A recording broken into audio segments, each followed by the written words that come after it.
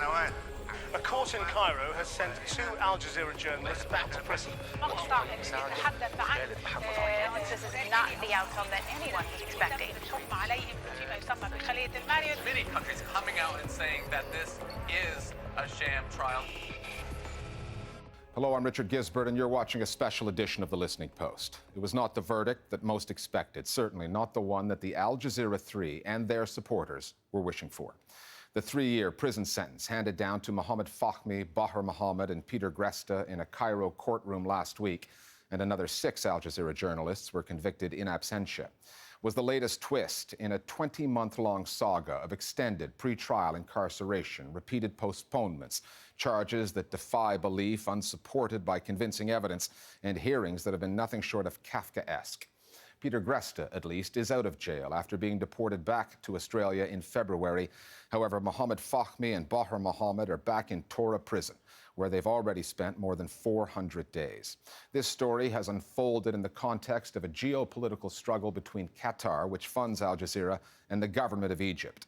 But this case is about much more than just Al Jazeera. Many consider it to be a show trial, with a target audience that includes other journalists in the international news media, as well as domestic reporters, bloggers, critics, and activists, all telling the Egypt story, too many of whom are also behind bars, accused effectively of being enemies of the state, even terrorists, for failing to toe the Sisi government's line. Nor is the story limited to Egypt. Just this past week, Turkey arrested and jailed 2 journalists and an Iraqi translator working for Vice News, an American outlet. And the terror-related charges since dropped against the Western journalists could have come straight out of the Egyptian government's playbook. Before we get to this week's starting point, Cairo will go to Sydney to hear from the one who got away. Once you get the sentence in the cage, you're taken straight out. You're put into handcuffs, and the guards march you out of the courtroom, down the back into the paddy wagons, and you're herded into the back of the truck and driven off to prison. They'll be taken to the Tora Prison complex, which is a collection of quite a number of prisons. Some of them are far more serious, far worse conditions than others. Some of them are survivable. When you get there, you're stripped of your clothing. You have to get into the blue prison uniform. You have to then, they take away all of your possessions, all of your things, and put them in a register. You're then searched and taken to the cells. Usually what happens is that for the first 10 days or so, you're in solitary confinement, although, again, it varies. But I guess the biggest thing about, quite apart from the physical conditions of the cells, it's the mental state. What makes it really tough is the fact that, particularly for the guys now, they know what they're going to, and they're heading into a very, very hard period of isolation, of loneliness, of worry for their families. The question of their own physical security, in a way, is secondary. It's the emotional stress of having to confront a long period in prison, a long period away from your family and your loved ones, a long period knowing the kind of pain that they're going through. And in a lot of ways, you're more worried about your relatives than you are about your own safety, your own future.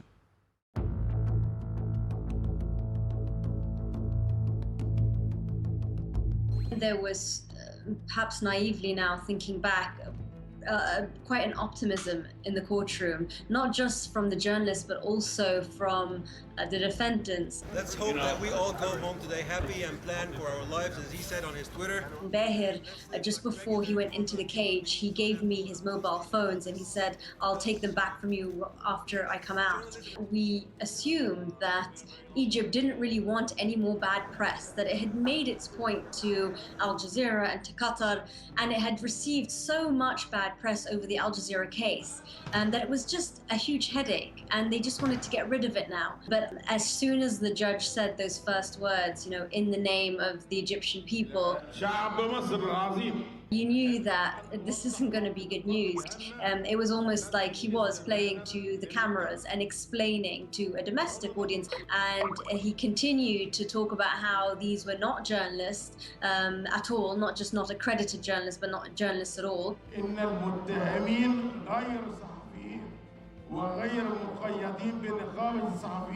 There was just horror, really.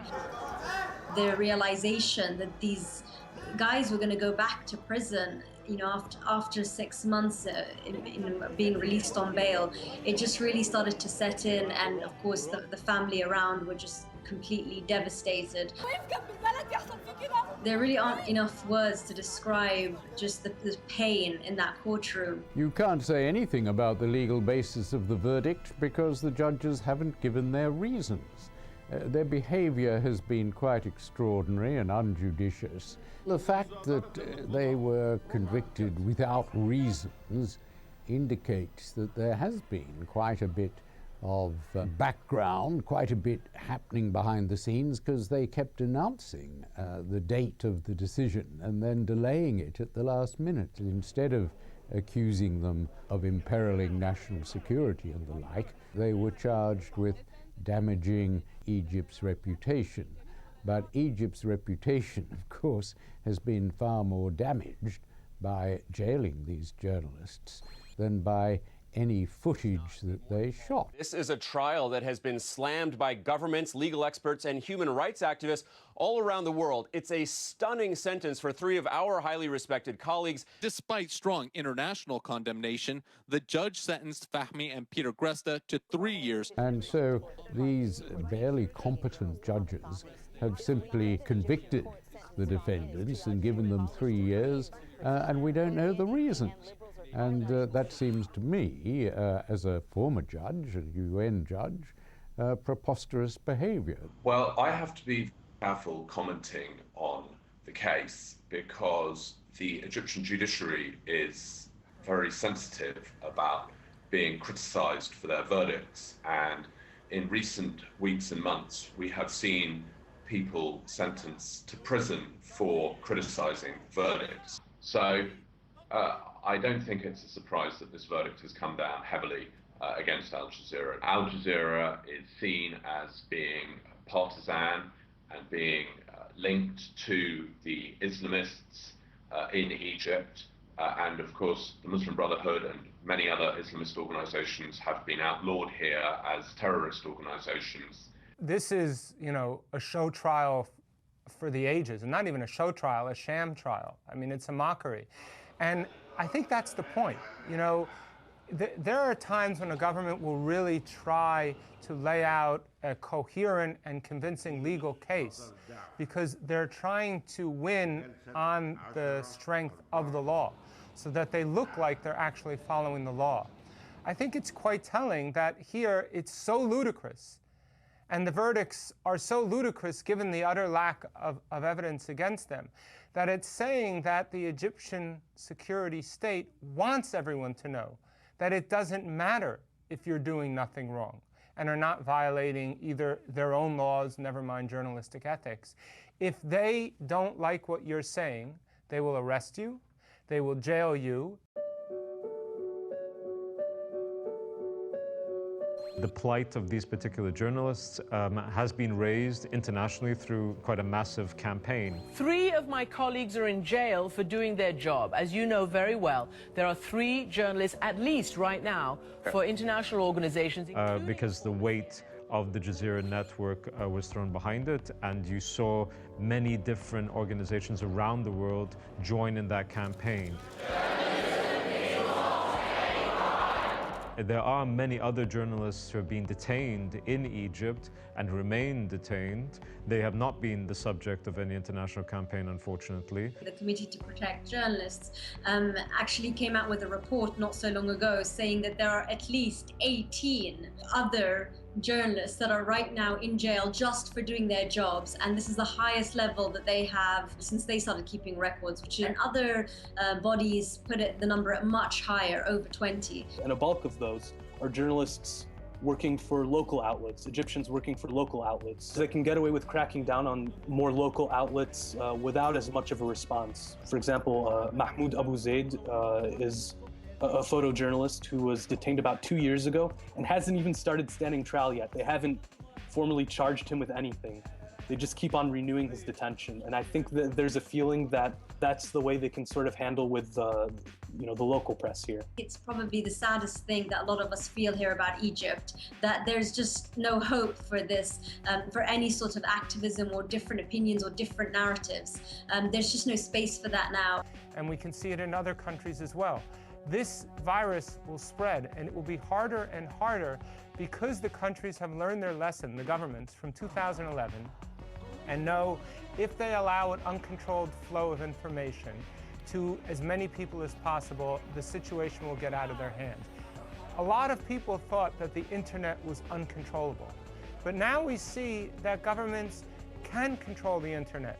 Not necessarily by having sophisticated filtering systems or something like that. They can control it the old-fashioned way, by putting people in jail, by threatening people, by closing down websites. We have seen an unprecedented jailing of tens of thousands of people who are opposed to the regime in one form or of another, whether they're journalists or political activists, people who have been sentenced to extraordinary sentences, often passed in record-breaking time and in mass trials, the likes of which we have never seen before in modern Egypt. So when one sees this, when one looks at the trial in this context, it doesn't seem so outstanding, because Egypt has been breaking records, as I say, on jailing people in the last couple of years.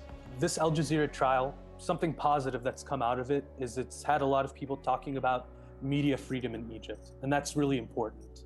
A lot of the people who've been affected in this media crackdown are Egyptians who don't have internationally renowned names or networks to back them, to spread the word. So I would really hope that the media would still focus on the Egyptian journalists here in Egypt who are still in jail, some facing military trials. And so I would just hope that the attention doesn't vanish when this trial comes to a conclusion.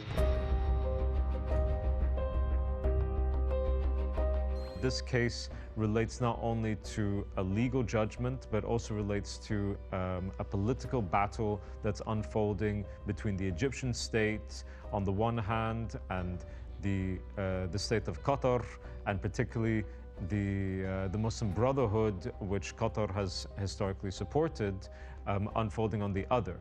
And unfortunately, the journalists and the students in this trial are caught up in the middle of that kind of proxy war that's taking place. It's a very interesting dynamic. There are obviously several years where there was this belief that Qatar had a very special relationship with the Muslim Brotherhood. Then, of course, there's the coup, and the military kicks out that government, so relations between Qatar and Egypt declined precipitously. But in the end, I think you see a rift that's supposedly been healed, in large part because of the mutual interest in defeating a common enemy now, which is the Dawla Islamiyya, the Islamic State. So I think that rift has been healed somewhat, but certainly you're never, at least in the near term, going to see Al Jazeera able to operate within Egypt the way it did in the past. But perhaps Egypt also feels that it's at a point right now where it can take a little bit of flack on the human rights side of things, because you had an event just a few weeks ago when the new extension to the Suez Canal opened, where you had the French president there with his delegation, right side by side with Abdel Fattah al-Sisi, various dignitaries from all over the Arab and Western world. And off the back of that, there were trade deals made, there were arms deals made. And so perhaps Egypt felt that at that point, it can take a bang or two about, human rights or the detention of journalists. But of course, there's also a possibility that the verdict would lead to a pardon by the Egyptian president, and that he will ride in on his horse and save the day, and that will make him look very good, almost in a way like, well, he knows what's good for the country and for, the wider community, and he's doing the right thing.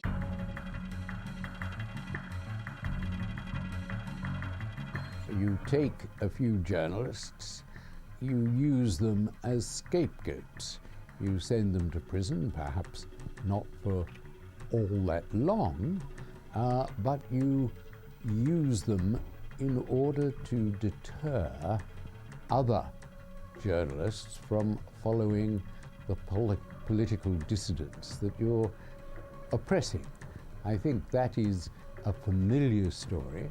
What the case of the Al Jazeera 3 shows is that Egypt is simply taking the deterrent line that other dictatorships have taken and punished one group of journalists, but the chilling effect is felt throughout the journalistic profession. This is what you see happening now in Turkey. You know, if the Egyptians get away with it, well, then suddenly the Turkish government thinks, well, why can't we get away with it? You know, and the Bahrainis are getting away with it, so why can't we? And we can see it in other countries as well. This virus will spread, and it will be harder and harder because the countries have learned their lesson. So everyone starts doing it. Everyone starts engaging in a level of repression against journalists, which they wouldn't have done maybe a couple of years ago. Many governments around the world, Western governments, have been making show of their anguish at the Al Jazeera verdict. We've been clear both publicly and privately that they should be released. But I don't think there's real pressure being brought to bear on the Sisi government to do anything about this. In reality, Egypt is such an important country in the region, and since it remains really one of the last men standing in the Middle East, Western governments have got little choice but to support the Sisi government rather than take any risks on regime change by pushing for more human rights, pushing for more democracy and so on, which could lead to the collapse of the Egyptian state. So from the Western point of view, the Egyptian government must be propped up come what may. And besides that, it must not be allowed to slip into the Russian and Chinese sphere of influence. And so interests really trump values. The question of communication, normally a convicted prisoner only gets family visits once every couple of weeks. And for the most part, you're not allowed any contact with lawyers, just family visits.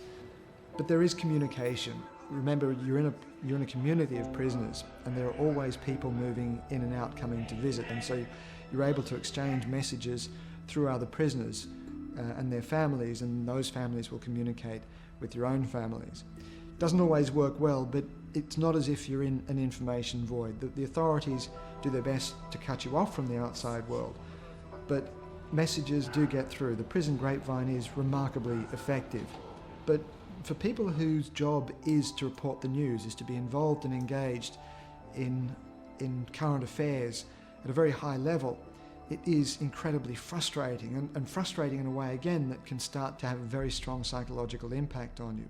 The only way you can deal with that is to accept the reality of the situation and try to come up with creative ways of both sharing and moving information around and communicating with people and occupying your mind with other things.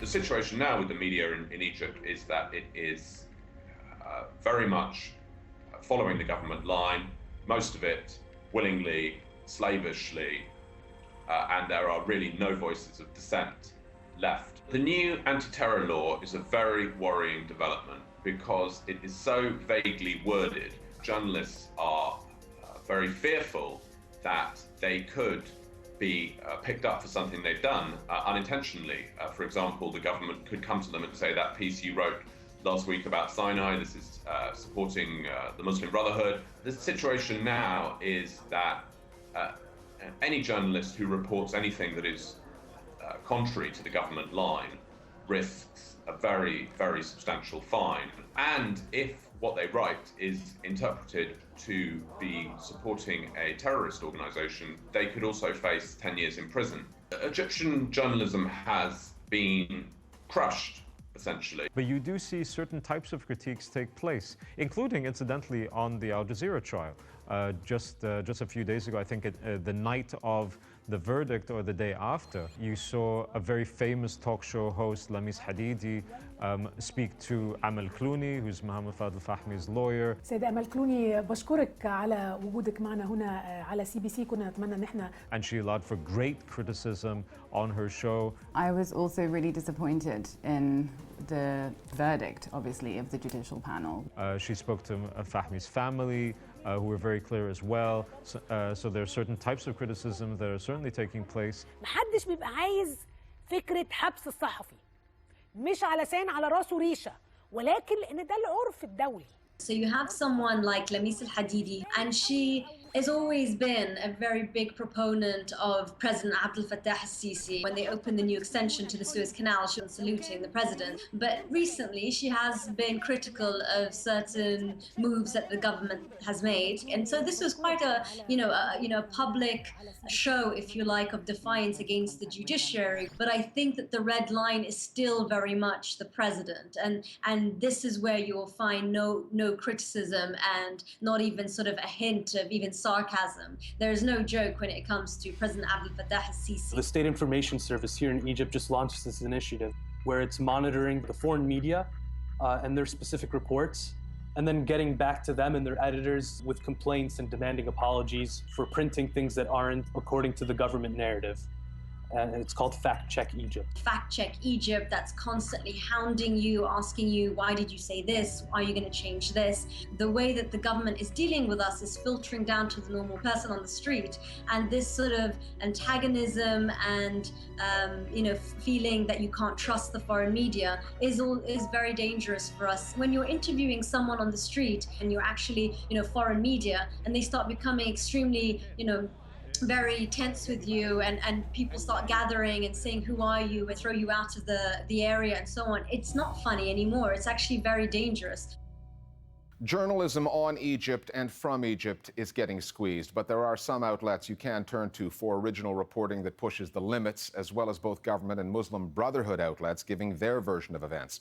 Established in early 2014, Sasa Post, meaning politician or Politico, is an online Arabic language website that aims to reflect opinion from the Egyptian streets and to challenge traditional narratives.